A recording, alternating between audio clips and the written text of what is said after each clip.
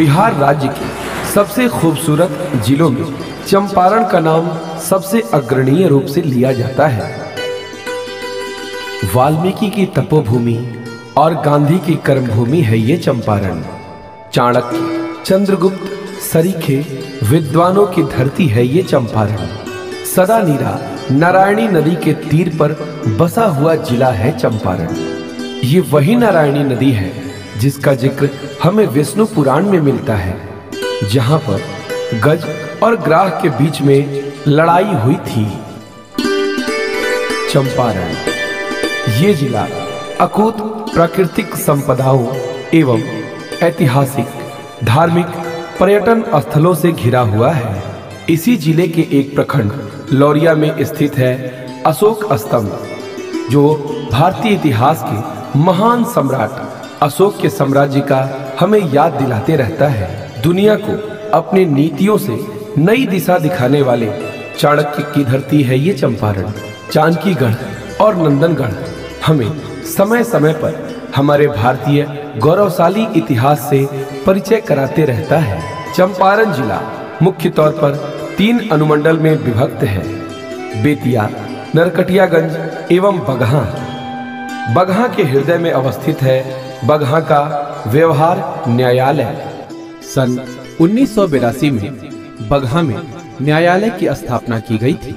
इस अनुमंडल के आम जनमानस को न्याय प्रदान करने हेतु अधिक न्यायालयों की आवश्यकता का अनुभव कर कालांतर में दिनांक 11 फरवरी 2017 को तत्कालीन माननीय निरीक्षी न्यायाधीश द्वारा न्यायालय के नए भवन हेतु शिलान्यास किया गया था।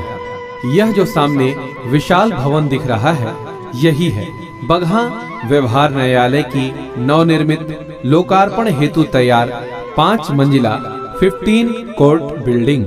प्रवेश द्वार पर है भव्य गेट एवं गेट के बाईं तरफ है पार्क और दाईं तरफ है जनरेटर शेड।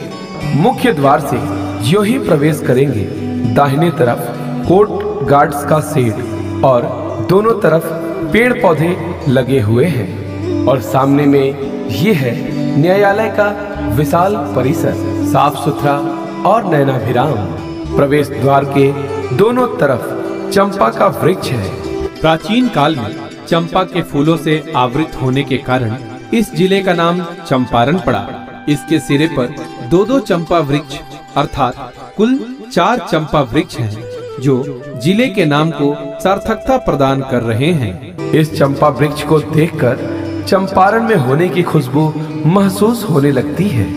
जब इन पौधों और वृक्षों की कतार खत्म होती है तो सामने एक विशाल और पुराना पीपल का पेड़ है। कितना साफ सुथरा और खूबसूरत चबूतरा बना हुआ है। इसके इर्द गिर्द ऑक्सीजन की इस प्राकृतिक स्रोत के छांव के तले क्षण भर बैठकर सुस्ताने का मन किसका नहीं करेगा। दाहिने तरफ है 2 पृथक भवन। विशाल लोहे के गेट वाला पहला भवन कोर्ट हाजत है। स्पेसियस और स्वच्छ 2 मंजिला इस इमारत में नीचे का फ्लोर पुरुष बंदियों के लिए और ऊपर का फ्लोर महिला बंदियों के लिए है। न्यायालय में बंदियों का भी इतना ख्याल रखा जाता है, इस हाजत भवन को देखकर पता चलता है। आगे है सुविधा भवन, इसे आप गेस्ट हाउस भी कह सकते हैं। भूतल पर कैफेट एरिया और दुकानों के लिए जगह है।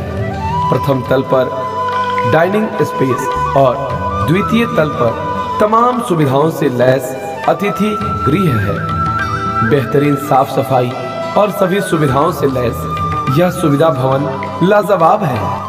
अब सामने है उत्तरमुखी विशाल और 5 मंजिला न्यायालय भवन। भूतल पर काफी स्पेसियस पार्किंग और जजेस लाउंज है। खुले एवं साफ सुथरे इस भवन के चारों तरफ बहुत खाली जगह है, जहां से अधिकारीगण के वाहन आसानी से आ जा सकते हैं। भवन की ऊपरी मंजिल में जाने के लिए सीढ़ियां हैं। पश्चिम साइड में कर्मी व आम लोग के लिए सीढ़ियां तथा पूरब साइड में अधिकारियों के लिए सीढ़ियां तथा लिफ्ट है। लिफ्ट सभी आम जनों के उपयोग के लिए है। भूतल पर रैंप भी बना है, जिसका उपयोग बिना किसी कठिनाई के दिव्यांगजन कर सकते हैं।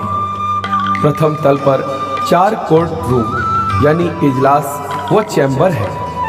सभी कोर्ट रूम को बढ़िया से लकड़ी के फर्नीचर से सुसज्जित किया है। सभी कोर्ट रूम में एसी व पंखे लगे हैं।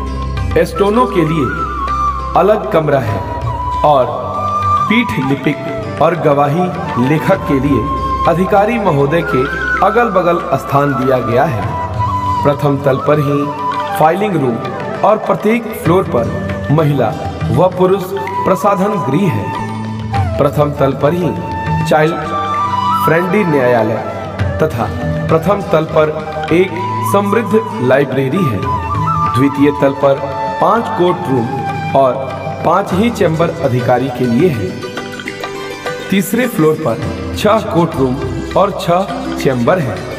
चौथे फ्लोर पर कार्यालय के लिए 16 कक्ष बने हुए हैं। इन्हीं में सर्वर रूम भी है। सबसे आखिरी और 5वें फ्लोर पर अभिलेखागार है। द्वितीय तल पर वीडियो कॉन्फ्रेंसिंग रूम तथा तीसरे, चौथे और 5वें फ्लोर पर एक-एक पृथक मिसलेनियस रूम है। इस पूरे भवन को बहुत ही सोच समझकर बनाया गया है। प्रत्येक फ्लोर पर अग्निरोधक व्यवस्था एवं स्मोक इंडिकेटर लगे हैं ताकि आपात स्थिति में त्वरित नियंत्रण हो सके। अभिलेखागार के अभिलेखों को नमी से बचाने के लिए अत्याधुनिक नमीरोधी संयंत्र लगा हुआ है और कमरे के साफ सफाई के लिए अत्याधुनिक क्लीनिंग मशीन भी इस भवन को मुहैया कराया गया है। प्रत्येक फ्लोर पर विद्युत व्यवस्था के नियंत्रण और त्रुटि निवारण को सहज बनाने के लिए पृथक इलेक्ट्रिक रूम भी बनाया गया है। एक बड़ा कॉन्फ्रेंस रूम भी इस भवन में बना हुआ है, जहां जरूरत पड़ने पर बैठकें हो सकेंगी। अब चलिए इस भव्य भवन के शीर्ष अर्थात छत पर चलते हैं। क्रिकेट के ग्राउंड की तरह विशाल छत और यहाँ से दिखता है मन को मोह लेने वाला बगहा का विहंगम नजारा। न्यायालय के छत से दक्षिण दिशा में भवन के करीब सरकारी आवास, दूर से दिखता बगहा का रेलवे स्टेशन और शहर का बड़ा हिस्सा, उत्तर दिशा में नजर दौड़ाने पर मंडल कारागार और दूर शिवालिक पर्वतों की चोटियां हैं। मौसम साफ रहने पर कभी कभी विशाल हिमालय की चोटियां भी नजर आती हैं। पूरब में बगहा का चीनी मिल और दूर दूर तक फैले हरे भरे खेत दिखाई देते हैं, तो पश्चिम में न्यायालय का पुराना भवन, अनुमंडल न्यायालय और बहुत बड़े ग्राउंड में बना माता का मंदिर दृष्टिगोचर होता है। बगहा शहर का सबसे ऊंचा और विशाल न्यायालय भवन इस बात का संकेत देता है कि देश में न्याय सबसे बड़ा और सबके लिए सुलभ है।